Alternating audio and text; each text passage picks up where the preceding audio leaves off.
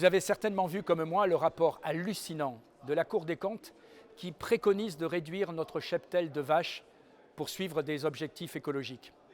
La France donc voudrait s'imposer des sacrifices agricoles alors qu'Emmanuel Macron et ses élus laissent avancer des accords de libre-échange très polluants ici à Bruxelles.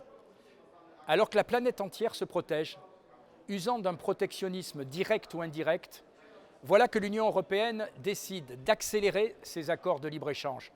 En juin 2022, la Commission européenne a concocté discrètement un nouvel accord avec la Nouvelle-Zélande. Vous savez, c'est toujours pratique quand les citoyens ont la tête en vacances de faire ce genre d'accord. Le Conseil européen, c'est-à-dire les États, s'apprête donc à organiser l'invasion des produits néo-zélandais sur le marché européen.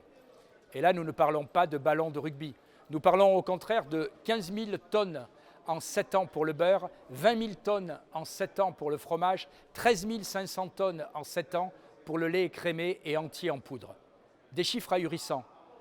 Quand on sait que les agriculteurs, et notamment ceux qui élèvent les vaches laitières, malheureusement en France, se suicident à 30% de fois plus souvent que le reste de la population à cause de leur souffrance économique.